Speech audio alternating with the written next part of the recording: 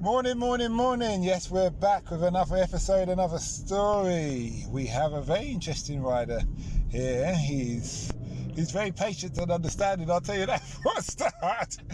And he's a specialist in helping finding a cure for cancer, so everybody should be listening to this. And he's going to tell us how he got into the job, what motivates him, and how he sees the future.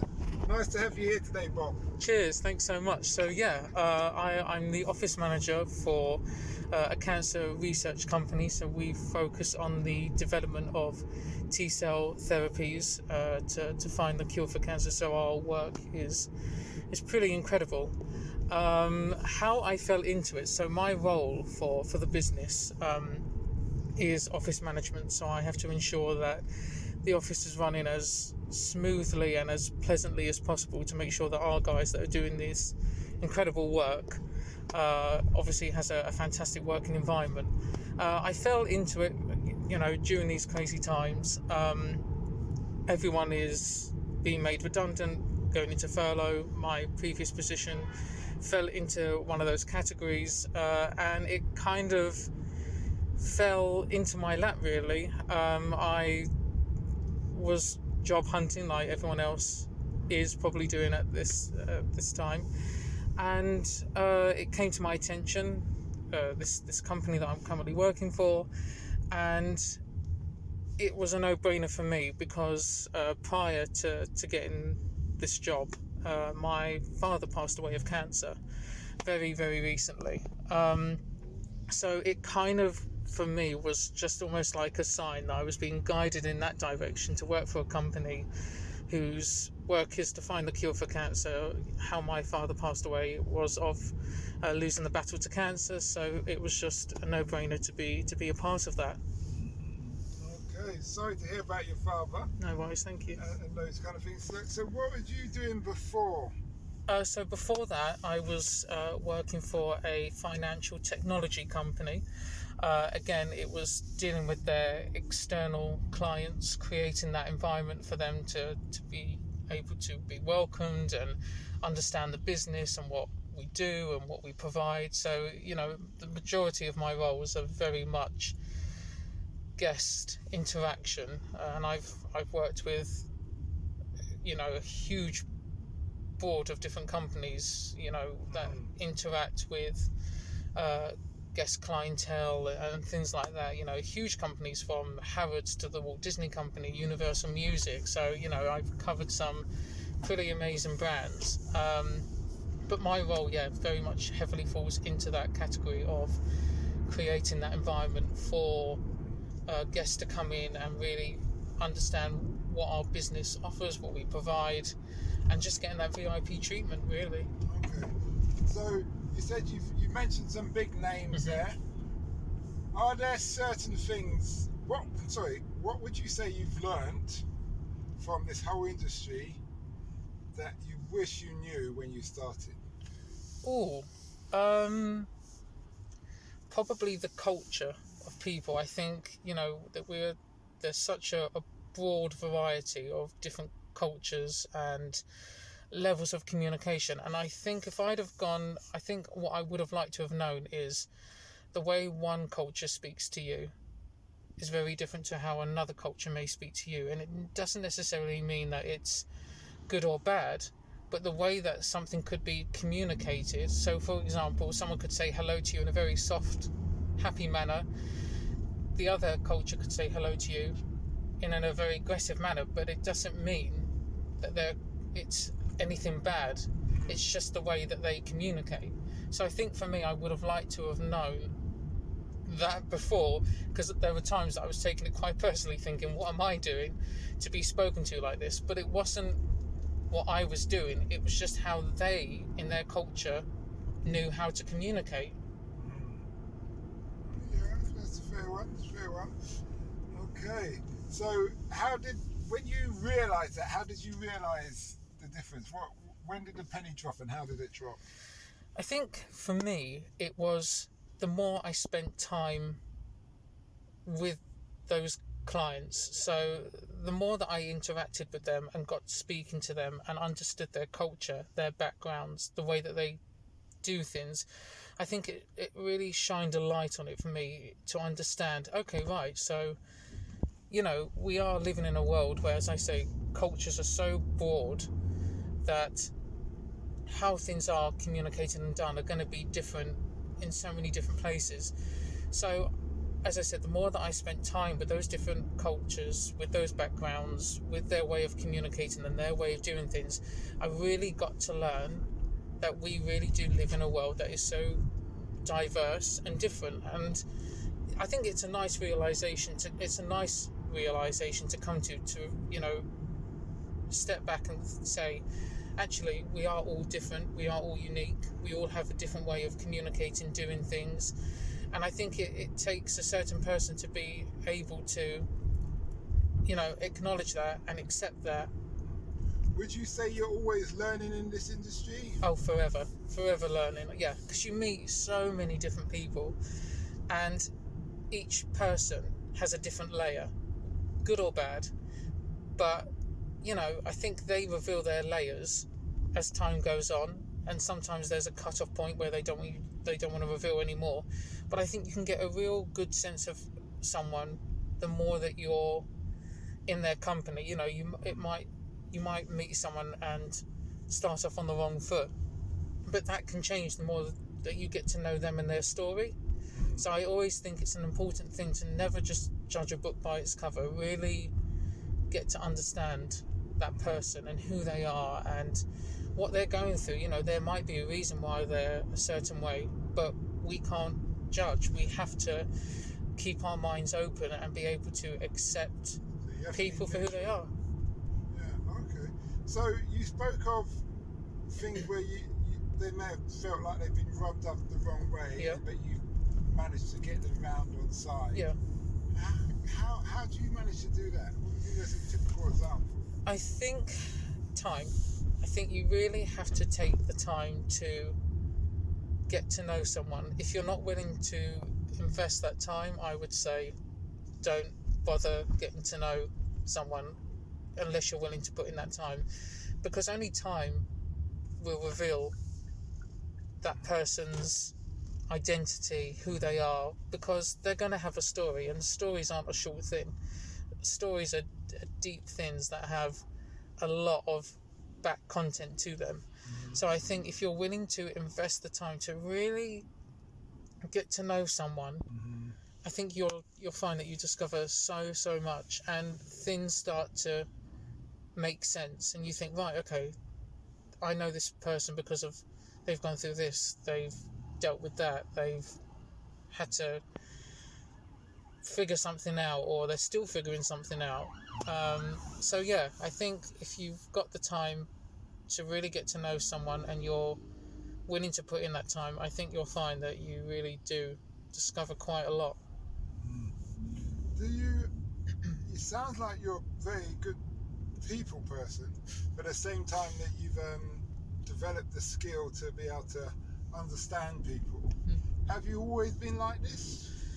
I would say, I want to say yes. I always think that I've Well, my big brother would say no. I think for me, it's always naturally been in me to make time for people, and to kind of become familiar with that person. Like, you know, even now, like stepping into here, I wasn't expecting to do this podcast, but I'm so open to it, and I think, you know what, this is me getting to know you on your level. This is part of you, so I'm not going to reject it or turn it down. I'm going to accept it and go with it. So I think I've always been a people person, but that doesn't necessarily mean because you're not naturally a people person you can't become a people person. I think, as I say, if you are willing to invest the time and get to know someone, you'll be surprised at the reaction that you get back, where they want to get to know you in return. And that can unlock something in yourself. You know, getting to know someone and getting to really understand them, you learn something about them that in some instances can end up helping yourself. So I think that's what's important, as well as helping someone. Don't do it because you're hoping to get something out of it. Do it because you want to get to know that person, and you'll be amazed at what you discover along the way, even about yourself. It sounds like this is somewhat of a spiritual journey for you, not just like a job, not just, it's like 100%. it's something that's embeds or circles the whole of you. Yeah, 100%. There's definitely a spiritual element for me. I think, throughout my life, there's always been some spiritual involvement that I like to carry with me. I don't like to carry around hate. Everyone is, of course, we're all human. We get angry, but I would never hold a grudge. I would never hold on to hate. I just don't think it's healthy. And I've always believed in the power of the universe. What you put out there, you attract. How you treat others, you'll get treated. Karma is a big thing for me.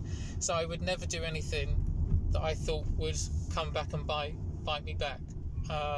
So yeah, I think spirituality does play a part in the kindness of wanting to. Yeah, talking about karma, I remember when I was younger, I used to get up to something quite naughty, and it always used to hit me back tenfold. So I started behaving myself. Yeah. I just thought it wasn't worth it. It's so true. It's not bloody worth. And it is. I think if you find yourself in a habit of doing something that you would consider naughty, you will find it does come back and get you, because it's all you're surrounding yourself with. It's that circle. Yeah. And of course it's going to catch up with you, because you're creating that energy. Where if you are able to redirect your energy into a different direction, you will see the results. You will get the rewards. It's as I said, it's not going to happen overnight. It's all about time getting to know people, time getting to go in the right direction to improve your life, yourself, whatever. It's all about time. Were you brought up in any religion, or you no just a person who just believes in some spiritual? No, so I was born a Christian, but never heavily religious. I think there was always I was very lucky to be brought up in a very open household. They were very accepting with everything in my life, sexuality, all of that stuff. They were all very understanding with any of the choices that I made, anything that I did. So I was very lucky in that sense, but that is quite rare.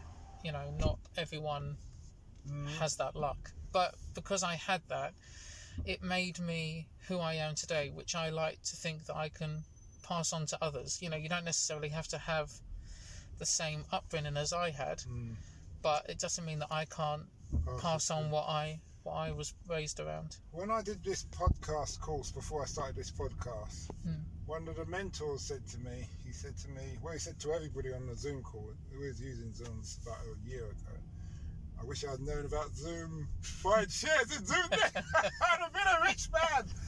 I would have been driving home taxi, that's for sure. I said, I know it's education, but put it on Zoom, put it on Zoom.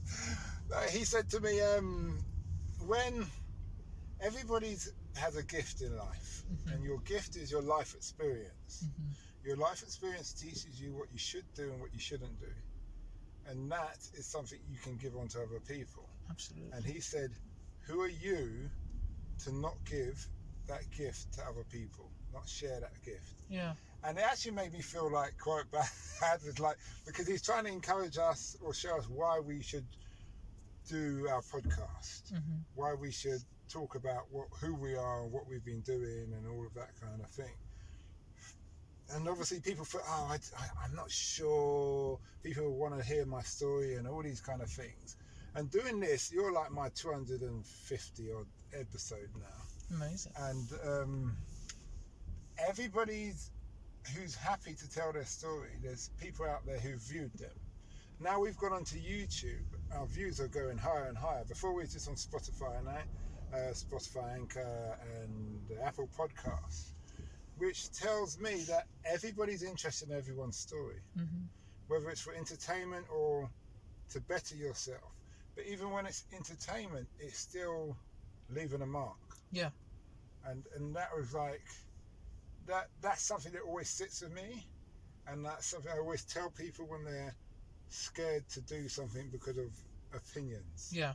Totally. Especially when it comes to social media, because you get some people, especially young people, who want to do something on social media and they say, oh yeah, but what if people criticise? My thing is, don't listen to them. Yeah. Well, don't read the comments, get your mum to read the comments. Yeah. And she'll just tell you about the good ones. Yeah, exactly. You've got to have some self-control, but the younger generation are somewhat weaker. Yeah, no, it's true.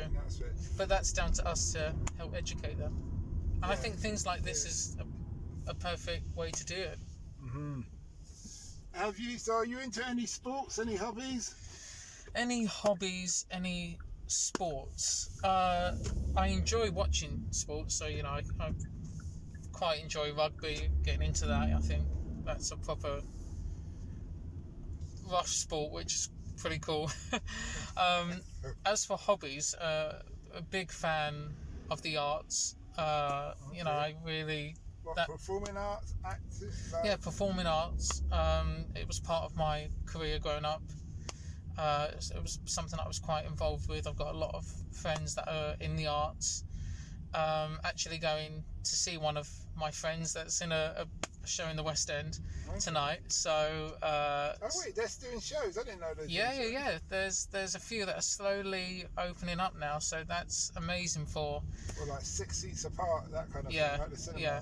So I think it's fantastic that the arts are opening their doors again, and hopefully things will be back to normal where we won't have to worry about how many numbers we can have in.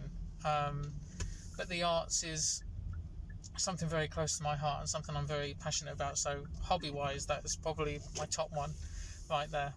Okay. All right. That's good. What's the impact you want to have on the world? The impact I want to have on the world is treating people with love and kindness. There's so much that's going on in the world. We've had Trump, we've had Black Lives Matter. I think the Black Lives Matter thing is such a huge thing, and for someone obviously who is white, I will never fully understand the Black Lives Matter thing, but I am so open to educating myself because I feel it is something that we should, as a whole, we should know, and it should not go ignored or dismissed. I feel it's something that really does need to be highlighted, which it has done. And I've had my white friends, black friends all go and support this, which is exactly what we should be doing. We should be supporting this because it is something extremely important. Okay, that's good. And what's the future for Bob? What do you see the future as?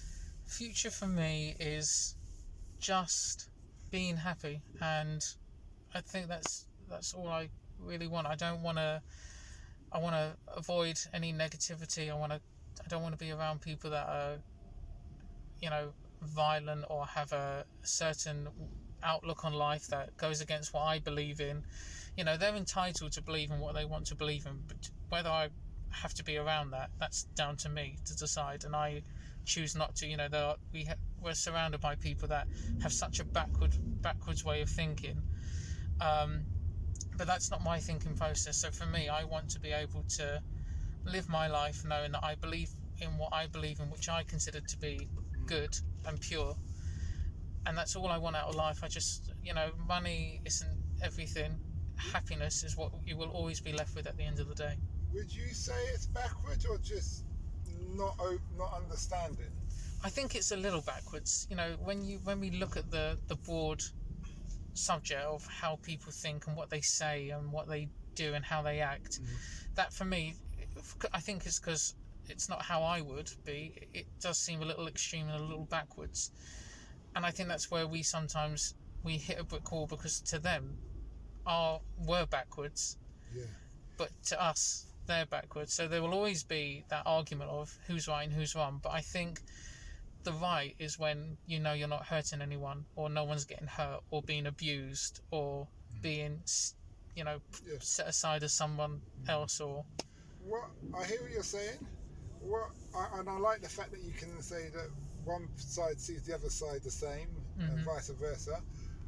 I always, because we do a thing called Podcasters Unleashed, which is where podcasters come together and we do a live stream every Monday at 7 p.m. And why I raised this here is because we had a debate, and my thing was telling some girls, we're talking about polygamy, and some girls are saying, oh, that's so backward, it's archaic, it's all this. And I said, well, no, it works for that culture. Yeah. So, based on what, like you said, as long as no one's really getting hurt, because if we look at our culture, the Western culture, we may not be into polygamy, but everybody kind of lives it. Because what they said, 80% of people on Tinder are actually married. Yeah. Which, do you see what I mean? Yeah. So it's a bit rich us dismissing other people. Yeah. But also when we say something like someone's backward, or a group of people are backward, or the way they look at things, it puts their back up. Yeah. So there's never going to be any. Completely. But they could say the same about me, but I won't ever. I'm open for discussion, but I'll probably stand true to what I believe in. Yeah, but I'm always open to hear their side and how they came to that conclusion. Where do these thoughts come from that they feel that their side is, right, more so right than ours? So a lot of people believe, it's like there's a saying, how do you know who your daddy is? Because your mama told you so. You only know what you were brought up to believe. Yeah.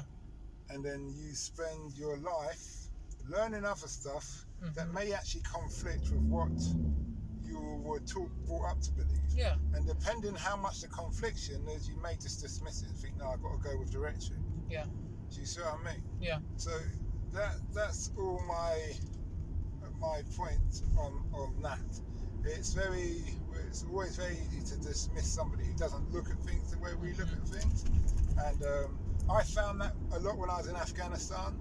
A lot of the soldiers were, if it's not British or it's not Western, then they're backward. And I said, well, actually, their society is probably thousands of years more older than ours. Yeah. Do you see what I mean? And that kind of stems back to what I was saying about cultures and people and how things are different and how they do things and how we do things. And that's when you do have to keep an open mind, obviously stand true to what you believe in and your opinions, but I think it's also important to hear what others have to say. You may not have to agree with it, you may not like it, but in those instances they don't always let us speak. But I think the thing that we can do is teach them to listen as we do. The only other thing I was thinking of is, you made a comment about as long as people don't get hurt. Yeah. I think I kind of differ slightly, and I don't mean physical hurt, I mean verbal. Emotional as well. Yes, because some people are going to be upset regardless. Yeah, absolutely. So you can't really cater for that, and if people can't air their opinions because people are scared of being offending someone, then you never really know what's going on. But that's when I think the art of conversation comes in. You have to, yes, feelings may get hurt during topics of conversation and what's discussed, but that's, as I say, when conversation comes into it, if you're both able to sit down and say, I appreciate what you said, however, what you said hurt my feelings, and that person actually listens and is able to potentially or maybe reword what they were trying to say or explain what they were trying to say, I think that creates some sort of healing for that person, because they can see that other person is actually trying to take into account how they're feeling and reword what they're trying to say out of care. I hear you. I'll give you an example of what happened to me. I was having an episode, doing an episode in the car like we are now, and we got on to, no, it wasn't even an episode, it was a discussion, and we got on to about slavery and colonialisation. And so the man turned to me and said, as he's getting out of the car, well, there's good things and bad things about colonialisation, and that's that. So I look at him and I think, well, it's really from your point of view, but that was his exit thing, so it's like this kind of thing. But I think, well, my parents are Caribbean. That means we've had a whole history of slavery. Yeah. So there was nothing good for us. So I don't see how you work that out in saying that statement. Now, do I get upset with the guy? Or do I just think, well, he's going to walk off with his opinion. I'm actually doing a job, so I haven't really got time to be stopping to have a big debate. Someone else will probably correct him in time. Yeah. It's just not me. Yeah. And that's the way I look at it. Does he hurt my feelings? I look at it in maybe a bit quite mature in this sense. I look at it as that if he knew what I knew, he wouldn't say that. Yeah. Do you see what I mean? Very Which true. is different from he's wrong. Mm-hmm. It's just you just don't know what I know. Yeah, and the thing is as well, when you say that in time someone may correct him, I guarantee you, someone will, and there will be a moment where he stops and thinks about the interaction he had with you, and he'll say to himself, maybe I shouldn't have said that to that guy. Yeah, or maybe it wasn't the wisest thing to say because it wasn't. He's looking at it from his very British point of view. Yeah, but in some ways, what can bring you comfort is knowing that when someone does correct him and he does amend his ways, he'll think of the interaction that he had with you and he'll say to himself, I'm not going to create that interaction again for someone because that may not have been the right thing to do. So essentially, you're helping him to rethink back to a moment that he can correct to help others moving forward. Part of me thinks that he probably won't, because the way he spoke is like he's probably said it to loads of people. So even if he has changed his mind later on down the line, he probably won't remember our conversation, or maybe he will. I don't know. Yeah, but either way, we can hope. He's gone about his business. I'm probably too long in the tooth to get offended. In that respect. That's the thing. I think it's like water off a duck's back. Yeah. What people say, you just gotta let them say their piece. But if you know what you're true to and what your heart says, don't worry about what anyone else has to say. But anyway, thanks for this episode, Rob. Oh, cheers. Thanks so much. And it's been a great interview. Cheers. Thank you.